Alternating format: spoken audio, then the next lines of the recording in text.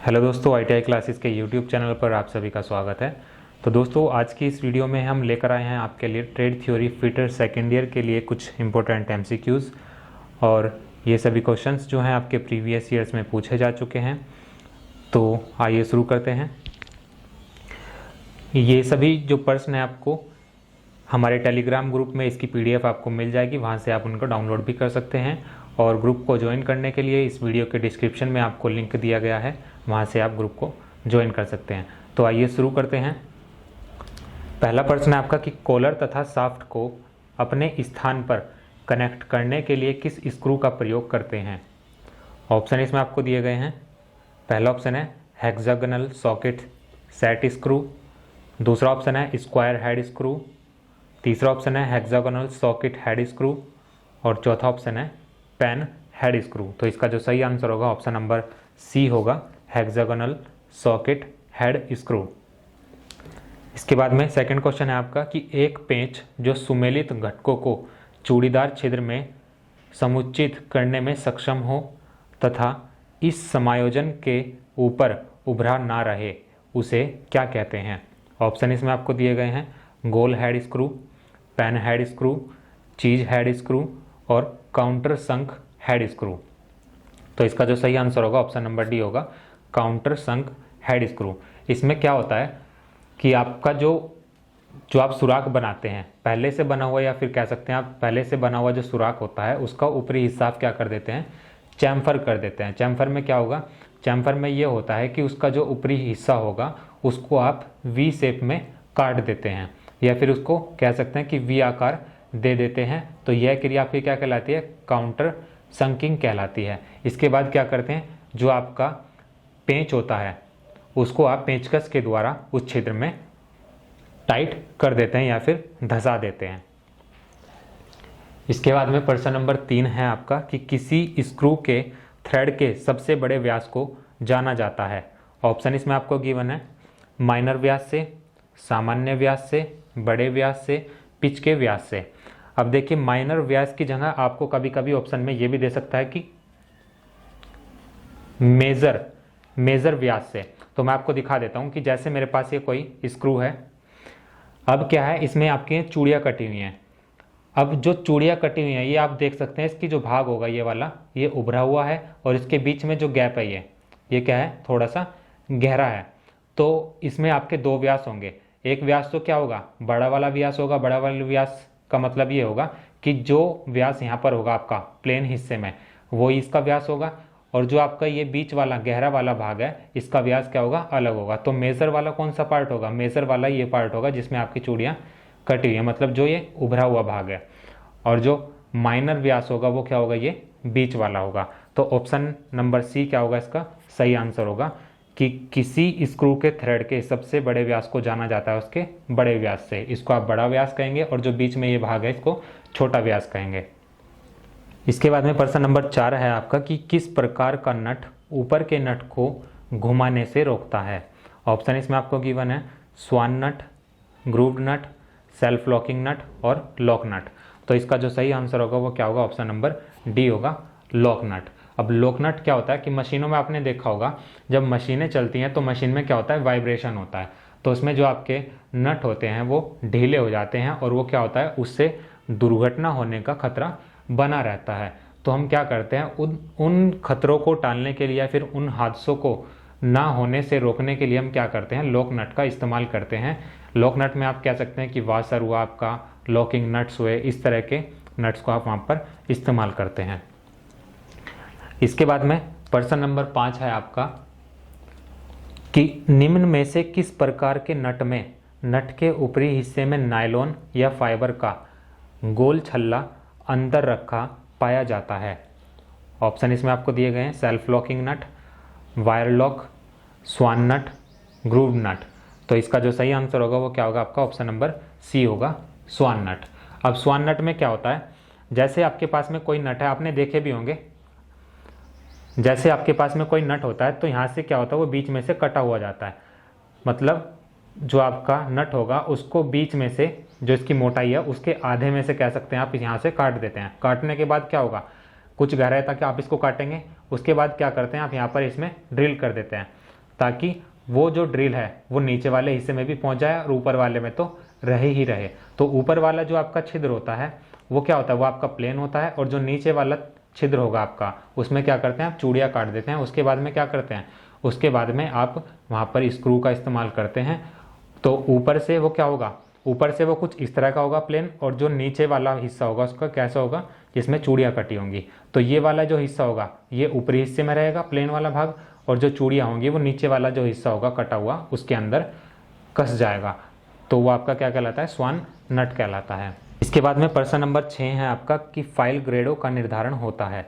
अब फाइल्स जो होती हैं उनके ग्रेड का निर्धारण आप किस प्रकार से करते हैं। ऑप्शन इसमें आपको दिए गए हैं, हील के सिरे से दूरी के द्वारा, दांते की स्पेसिंग के द्वारा, फाइल के कट के द्वारा, फाइल के आकार के द्वारा। तो फाइल के ग्रेडों का जो आप निर्धारण करते हैं वो उसके दांतों की जो स्पेसिंग होती है उसके द्वारा करते हैं। ऑप्शन नंबर बी क्या होगा, इसका राइट आंसर होगा। प्रश्न नंबर 7 है आपका कि शाफ्ट की लंबाई की सीमाओं की जांच के लिए उपयुक्त गेज कौन सा है। ऑप्शन इसमें आपको दिए गए हैं, प्रगामी gauge, plug gauge, black gauge और स्नैप गेज। तो इसका जो सही आंसर होगा ऑप्शन नंबर डी होगा, स्नैप गेज। स्नैप गेज में क्या होता है आपका, जब आप कोई भी जॉब तैयार करते हैं तो उसमें क्या होता है, उसमें आप 2 लिमिट्स लेकर चलते हैं। मतलब उसका जो एग्जैक्ट साइज़ होगा, यदि वो किसी भी मशीन के द्वारा नहीं बन पाता, हालांकि ऐसा नहीं होता कि कोई भी जो वस्तु आप डिज़ाइन करते हैं वो एग्जैक्ट साइज़ की हो, तो उसमें क्या करते हैं हम 2 लिमिट्स लेकर चलते हैं। एक आपकी अपर लिमिट होती है और दूसरी आपकी क्या होती है, लोअर लिमिट होती है। तो उन दोनों की जाँच करने के लिए आप क्या करते हैं, स्नैप गेज का इस्तेमाल करते हैं। इसमें क्या होता है, स्नैप गेज में आपके पास में एक साइड में क्या होता है, गो साइन बना होता है, और दूसरे जो साइड होती है उसमें क्या होता है, नो गो का साइज बना होता है। मतलब वो लिमिट चेक करने के लिए आपके पास में 2 साइज बने होते हैं, गो और नो गो। इसके बाद में प्रश्न नंबर 8 है आपका कि वह प्लग जिसमें गो तथा नो गो एक ही सिरे पर होते हैं उसे क्या कहते हैं। ये आपके क्या हैं, दोनों के दोनों एक तरह से साइज नापने के लिए इस्तेमाल किए जाते हैं, गो और नो गो। यदि आपका जो साइज है, जैसे कोई भी लिमिट आप चेक करते हैं, यदि वो पास हो जाती है तो आप क्या क्या कहलाती है, वो गो कहलाती है। और यदि आपका जो लिमिट होगी वो नहीं क्रॉस कर पाती तो क्या होती है, उसको नो गो का नाम दिया जाता है। तो इसमें पूछा है कि ऐसा कौन सा प्लग है, तो प्रोग्रेसिव प्लग गेज एक ऐसा प्लग गेज होता है जिसमें नो गो और गो दोनों के दोनों एक ही सिरे पर होते हैं। प्रश्न नंबर 9 है आपका कि आंतरिक थ्रेड को जांचने के लिए कौन से प्रकार के गेज का प्रयोग किया जाता है। ऑप्शन इसमें आपको दिए गए हैं, screw pitch gauge, screw thread plug gauge, screw thread ring gauge, screw thread caliper gauge. तो इसका जो सही आंसर होगा वो क्या होगा आपका, ऑप्शन नंबर ए होगा, स्क्रू पिच गेज। इसके द्वारा आप क्या करते हैं, मशीन पर बनाई गई जो चूड़ियाँ होती हैं उनके कोण, उनकी गहराई, पिच आदि को चेक करते हैं, किसके द्वारा, स्क्रू पिच गेज के द्वारा। इसे एक आप अन्य नाम से भी जानते हैं जो आपका क्या कहलाता है, थ्रेड गेज। थ्रेड गेज के नाम से भी इसको जाना जाता है, और ये जनरली जो है आपके पिच को नापने के लिए ही यूज़ किए जाते हैं। इसके बाद में प्रश्न नंबर 10 है आपका कि प्रति इंच थ्रेडों की संख्या को जांचा जा सकता है।